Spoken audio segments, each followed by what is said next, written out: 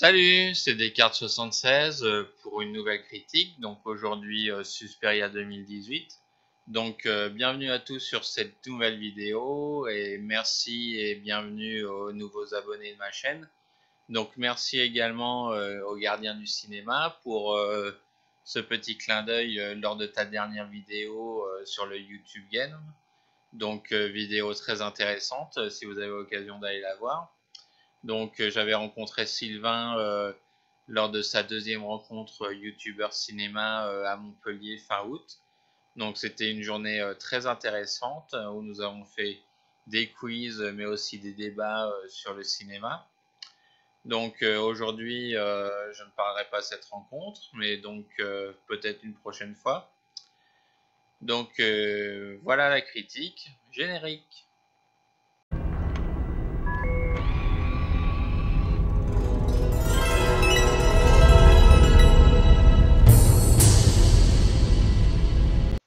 Suspiria 2018 est le remake de Suspiria réalisé en 1977 par Dario Argento. Suspiria 2018 est réalisé par Luca Guadagnino, à qui l'on doit également Call Me By Your Name l'année dernière. Casting très féminin pour cette version 2018 avec Dakota Johnson que l'on a vu précédemment dans la trilogie 50 nuances degrés. Mia Goth, précédemment vue dans A Cure for Life. Chloé Grace Moretz, connue essentiellement pour son rôle de Hit Girl dans la duologie Kick-Ass. Et enfin Tilda Swinton, avec qui le réalisateur a tourné beaucoup. Suzy Bannion, jeune danseuse américaine, débarque à Berlin dans l'espoir d'intégrer la célèbre compagnie de danse Helena Marcos. Madame Blanc, sa chorégraphe, impressionnée par son talent, promue Suzy danseuse étoile. Tandis que la répétition du bal final s'intensifie, les deux femmes deviennent de plus en plus proches. C'est alors que Suzy commence à faire de terrifiantes découvertes sur la compagnie et celle qui la dirige. Pour commencer cette critique, notons quelques différences entre les deux films. Le film de 1977 a une identité propre à Dario Argento. Celui-ci est composé de beaucoup de rouge, que ce soit l'école de danse, ainsi que les intérieurs, les chambres et les appartements des danseuses. Cela se retrouve aussi dans la symbolique du rêve, où le rouge est aussi omniprésent. Alors que la version de 2018 utilise des couleurs sombres et presque déprimantes. L'époque aussi, le film de 1977 est intemporel, selon un souhait de Dario Argento, alors que celui de 2018 est situé en 1977 en Allemagne. Ce côté déprimant et pesant est accentué par l'emploi de couleurs sombres. De plus, nous voyons dans cette Allemagne le mur de Berlin. En 77, celui-ci n'est pas encore tombé.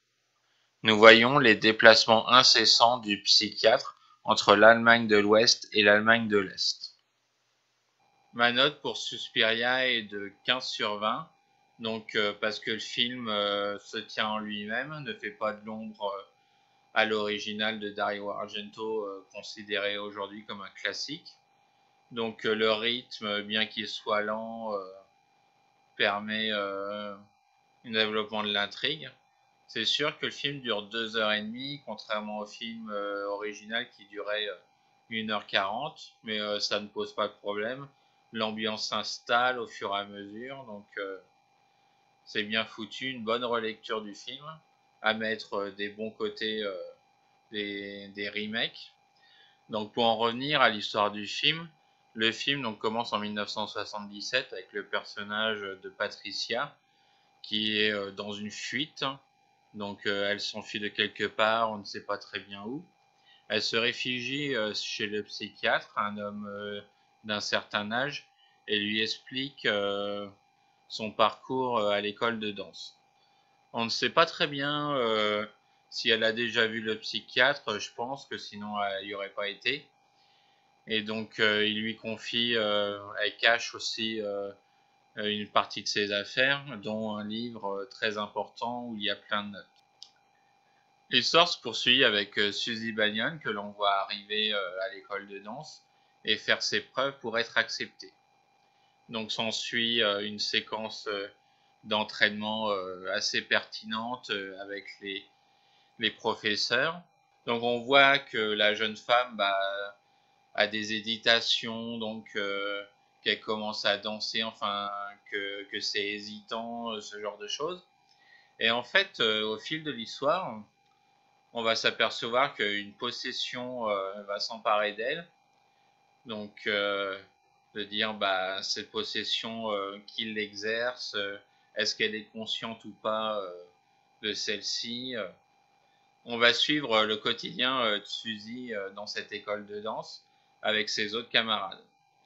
Donc, le truc que je pourrais regretter, c'est un peu cette absence de rivalité avec les autres danseuses, à la manière d'un Black Swan que l'on a vu avec Nathalie Portman. Donc ça aurait été pu être plus acerbe, plus cruel. Mais je pense que le réalisateur ne le fait pas parce que pour se concentrer sur le personnage et aussi les professeurs, en particulier Madame Marcos. On comprend pas très bien, c'est les séquences de rêve dans lesquelles on voit des forces maléfiques, mais ça s'arrange avec la suite du film où les éléments se mettent en place. Donc là aussi, je ne parlerai pas de ce qui se passe à la fin, sauf à vous dire que bah, comme on a l'entraînement d'une pièce de danse, donc on verra cette pièce de danse vers la fin du film, et ensuite se passera la révélation. Et il y a une scène de danse très intéressante qui m'a fait penser au film Neon Demon par sa musique composée par Tom York, le leader du groupe Radiohead, mais aussi par la chorégraphie et les costumes. Donc costumes assez stylés, plein de mystères, et le maquillage aussi sur les visages. Est-ce que ça a une signification? Oui, enfin, parce que c'est la, c'est la leader du groupe.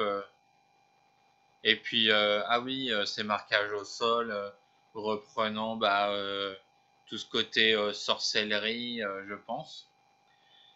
Sinon, bah, les amateurs de gore et d'horreur seront servis avec le final, donc après la scène de danse.